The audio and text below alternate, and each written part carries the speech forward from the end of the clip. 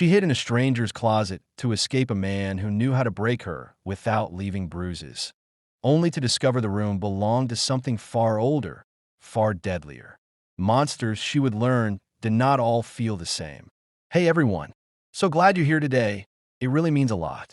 I'd love to know where you're watching from. So go ahead and drop your city, state, or a country in the chat. And if you're watching live or catching this later, say hi anyway. Can't wait to connect with all of you.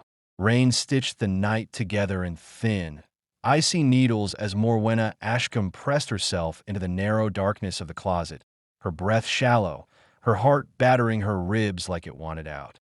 Wool brushed her cheek. Velvet caught on her sleeve. The coats surrounding her were wrong.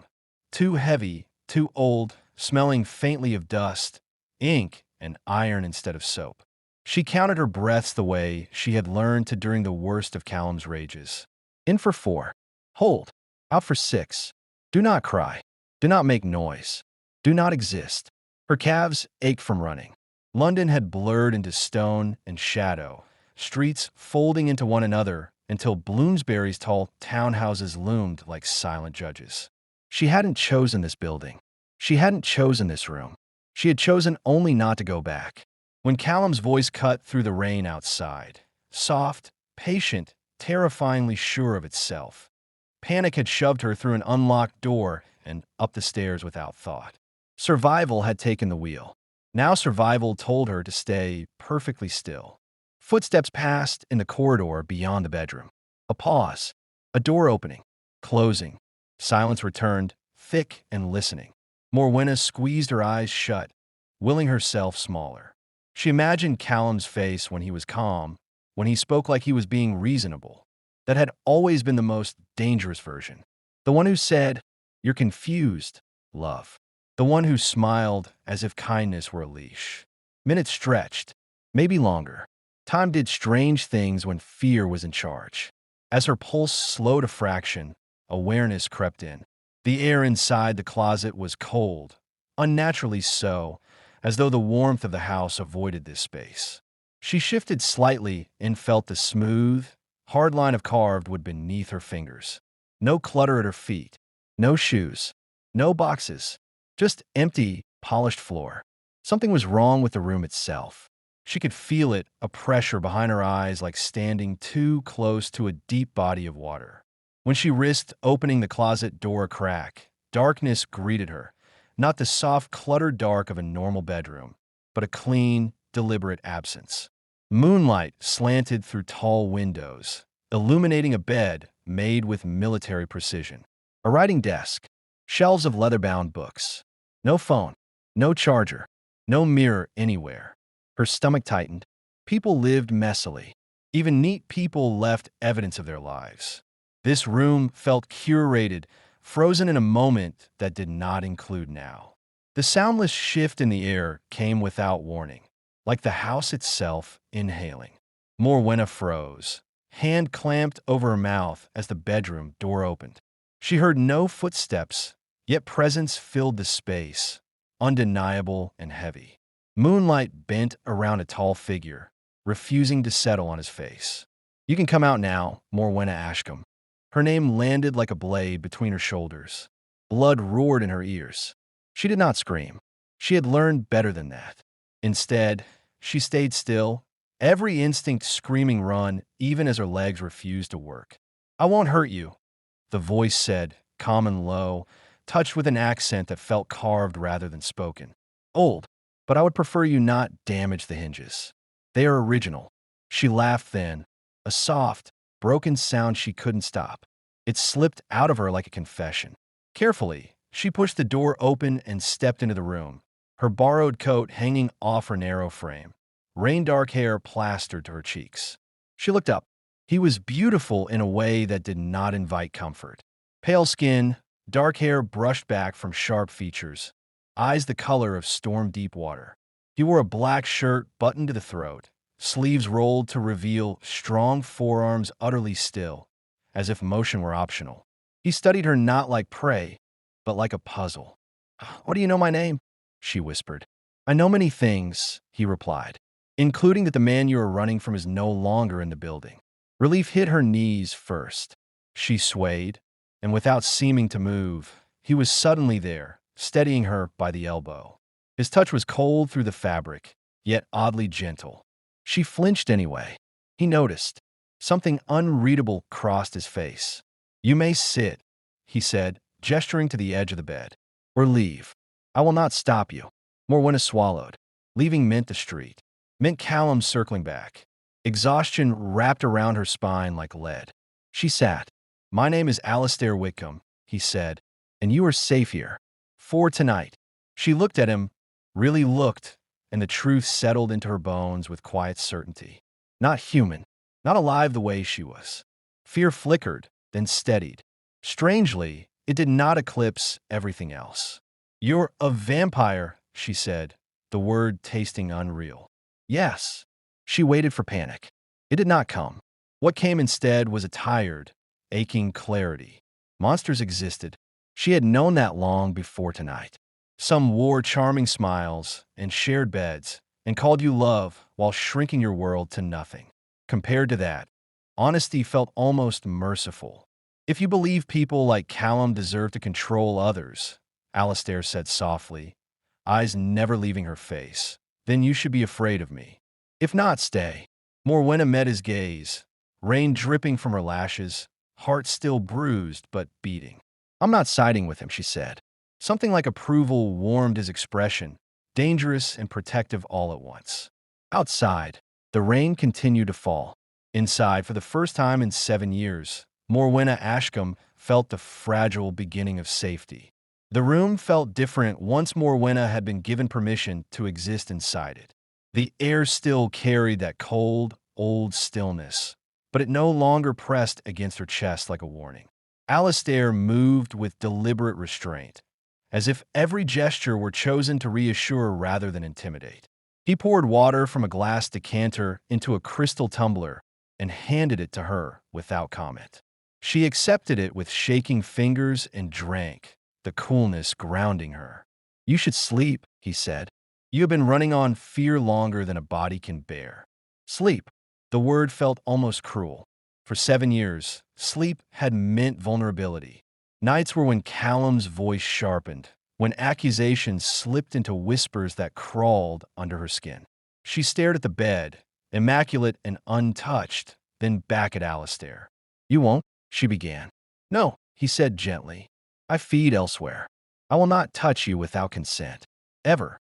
The certainty in his voice loosened something knotted deep inside her. She nodded, curling on the edge of the bed, fully clothed, shoes still on, instincts refusing complete surrender. Alistair extinguished the lamps with a snap of his fingers, plunging the room into moonlit quiet, then retreated to a chair near the window, his presence a silent guard. Morwenna slept. She dreamed of the sea cliffs of Cornwall, of wind and salt, and standing at the edge without someone telling her she would fall if she took one step wrong. When she woke, dawn had painted the curtains pale gold. For one blissful moment, she forgot where she was. Then memory returned, softer than expected. Alistair stood by the window, watching the city as if it were a living map. "Good morning," he said without turning. "You talk in your sleep." Nothing alarming. Heat touched her cheeks. "I'm sorry. Don't be." He faced her. Daylight revealed more detail. Faint lines at the corners of his eyes. A stillness that felt practiced. "You're welcome to stay a while. But understand this is not charity. It is preference." She studied him. "Why me?" "Because you ran," he said simply, "and because you did not ask me to save you." The days that followed unfolded quietly, improbably gentle. Alistair owned the building, but not as a landlord in the modern sense. The townhouse was his anchor, he explained, one of several sanctuaries he maintained across continents. When Morwenna confessed she had nowhere to go, no money, no documents Callum hadn't touched, he listened without judgment. "He will look for you," Alistair said one evening. As they shared tea, she did not question him brewing. Men like him believe ownership is permanent. Fear flickered. "What do I do?" "You reclaim yourself," he replied, "and you let me handle the rest." She should have been wary of another man offering protection. Instead, she felt seen. Alistair never checked her phone. Never asked where she went when she began taking short walks during daylight. Never flinched when she startled or pulled away. When Callum left voicemails from unknown numbers, dripping with false concern, Alastair listened once, then deleted them without ceremony. If you believe people like Callum deserve obedience, Alastair said quietly as Morwenna's hands trembled, then do nothing. If you believe control is a lie, speak now. Silence only sides with him. Morwenna swallowed and met his gaze. I'm done being quiet. Something old and fierce lit behind his eyes, approval edged with promise. That night, he showed her a locked room beneath the stairs, wards etched in a stone, records of men who had learned too late that monsters did not appreciate abusers. Not dead, he assured her. Exposed. Powerless. Weeks passed. Morwenna laughed again, softly at first, then without checking the sound. She learned Alastair's habits, the way he pretended not to watch her rediscover herself. One evening, as rain traced the windows, she reached for his hand. He stiffened, then relaxed, allowing the contact. His skin was still cool, but it no longer startled her. I don't feel afraid of you, she said. That, he replied, fingers curling around hers, is how I know I'm not your enemy. Outside, the city breathed. Inside, something fragile and luminous took root, daring to grow where fear had once lived. The city was quieter now that winter had softened its edges, streets glistening from rain that had fallen the night before. Morwenna walked slowly through Bloomsbury, her coat buttoned tight, boots tapping softly against the wet cobblestones. Alastair had insisted she exercise caution, but he allowed her to move through the city alone, so long as she carried his warning in her mind. Men like Callum believed fear was a leash. She thought about him sometimes, about the way he'd smile and twist words so gently that she questioned her own memory. 7 years of her life had been measured in small adjustments, in a subtle erasure of her own existence. She had run once before, far, fast, blind, but now, with Alastair's quiet guidance, she moved like a shadow that knew its edges. By mid-afternoon, she returned to the townhouse. Alastair was waiting in the sitting room, seated by the fireplace, a leather-bound book open in his lap. He looked up as she entered, expression unreadable yet soft. You were late, he remarked lightly, but there was no accusation in his tone. I stopped, Morwenna said. I wanted to see if the cafes here really make coffee that tastes like the old world. She laughed softly, though it felt strange to laugh in his presence. He closed the book and studied her, the faintest hint of a smile tugging at his lips. And did it. Not quite, but it was pleasant, she admitted, warmth flooding her chest. She sat across from him, hands folded neatly in her lap. For a long silence, they just watched each other, two people navigating boundaries neither had spoken about. Then Alastair leaned back and spoke with measured calm. Tell me what you fear most. Morwenna hesitated. Fear had been a constant companion, but saying it aloud carried weight she hadn't expected. That I'll become invisible again, she said finally. That I'll forget what it's like to exist outside someone else's control. Alastair's gaze softened. You won't, he promised. Not while you remember that running away is strength, not shame. You are learning to reclaim yourself. She wanted to believe him. She did.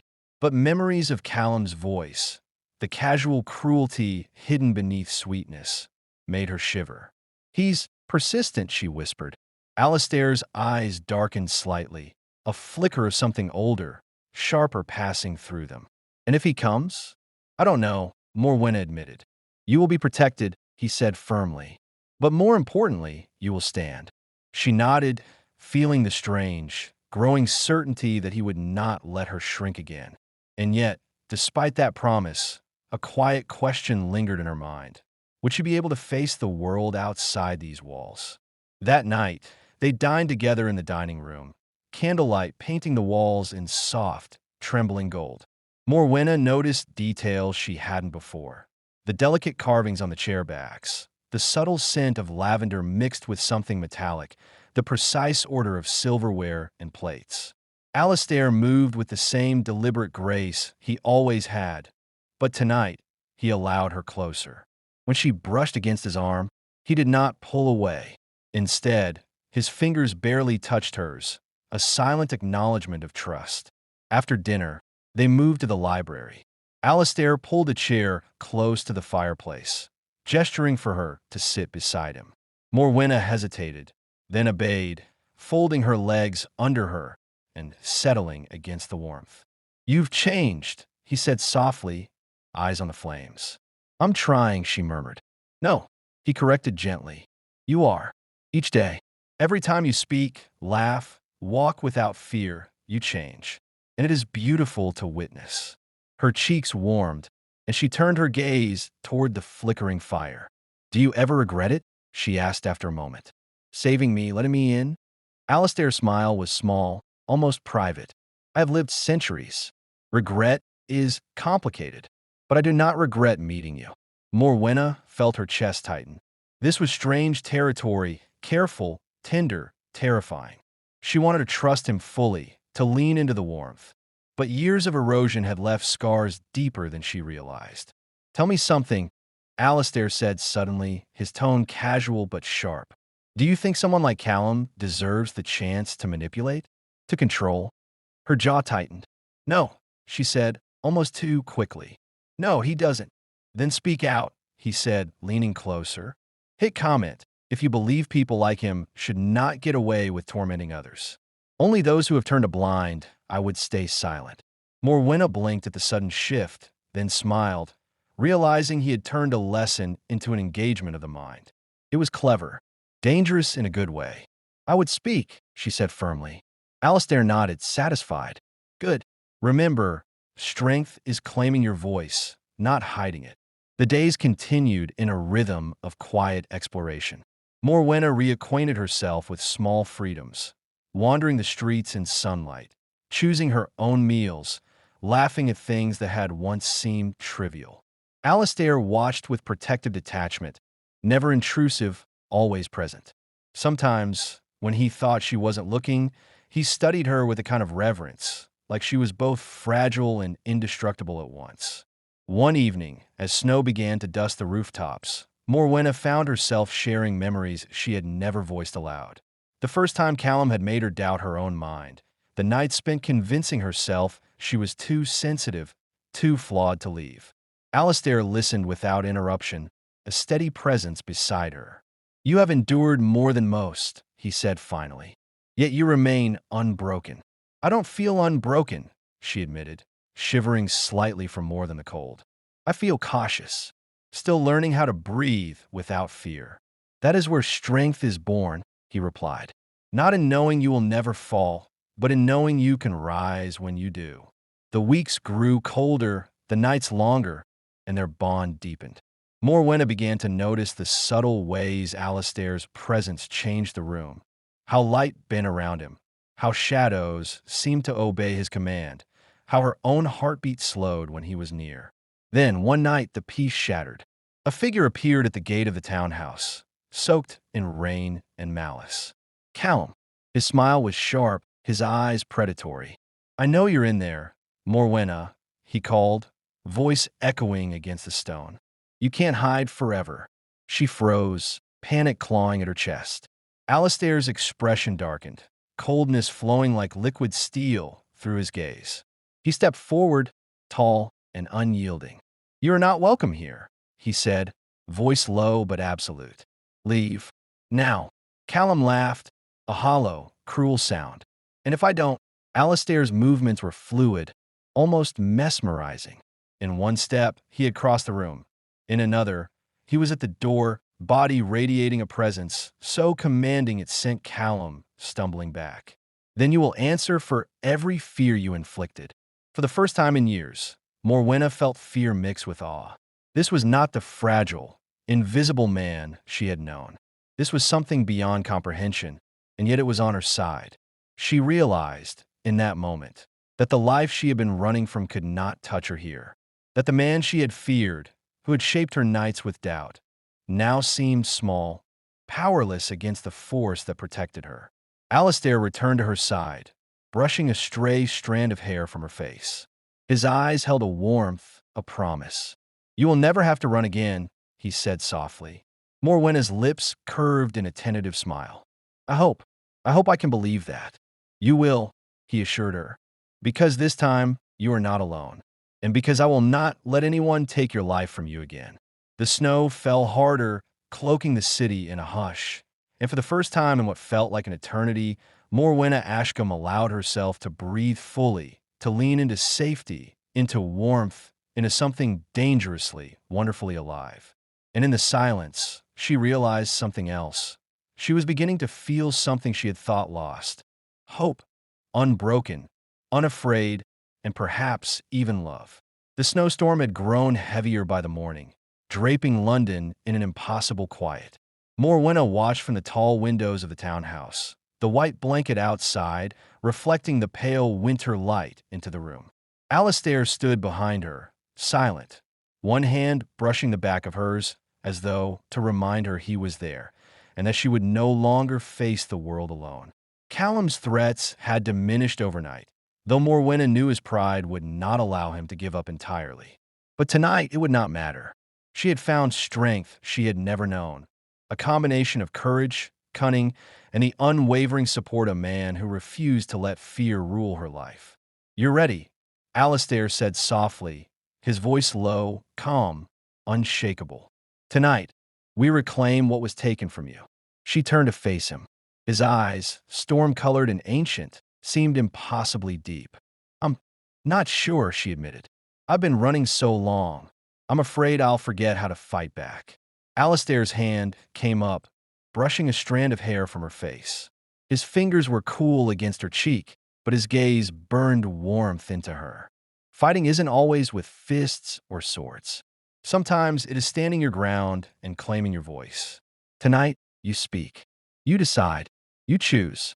The snowstorm raged outside, but inside, the townhouse was a sanctuary. Morwenna straightened, drawing strength from Alastair's calm presence. She felt something rare, a clarity she hadn't experienced in years.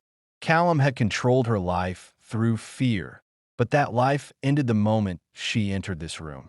They descended to the ground floor together. The storm muffled everything beyond the walls, making their approach toward the front gate almost ceremonial.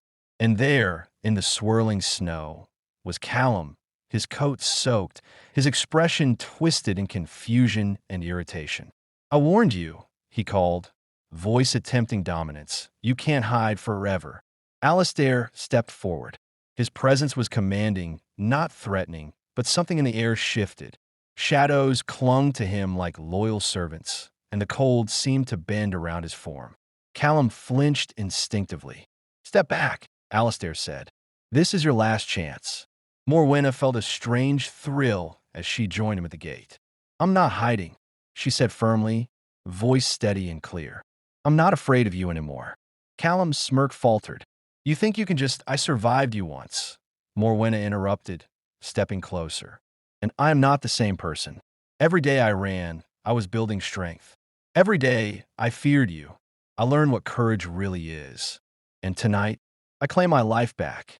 Alastair's eyes glimmered, approval radiating from him. The snow whirled around them like a living thing. Callum's arrogance faltered further under the weight of Morwenna's newfound confidence, but he was not defeated yet. He moved to speak, but Alastair's hand rested lightly on her shoulder. Not controlling, protecting, guiding. You have made your choice, Alastair said quietly. Do you understand what that means? Callum's jaw tightened, the last vestige of dominance slipping. You can't. Morwenna shook her head, her voice steady, carrying the weight of every year she had spent in silence. I can. I already have. The storm seemed to still for a moment, a quiet acknowledgement of her declaration.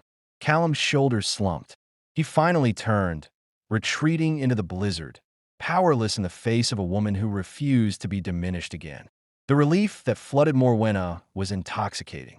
Tears pricked the corners of her eyes, not of fear, but of freedom, release, and hard-won triumph. She turned to Alastair, and for the first time, she allowed herself to truly feel the depth of gratitude, and something more. Something tender, something she had longed for without knowing it. You were there, she whispered, voice trembling slightly. Even when I couldn't see it, you believed I could do this. Alistair stepped closer, lowering his face to hers. I have never doubted you, he murmured. You are stronger than you know. And now, you have earned your life back in full. The snow outside turned silver under the rising moon, light dancing across the rooftops. And then, in a movement so natural it seemed predestined, Alistair leaned down and kissed her.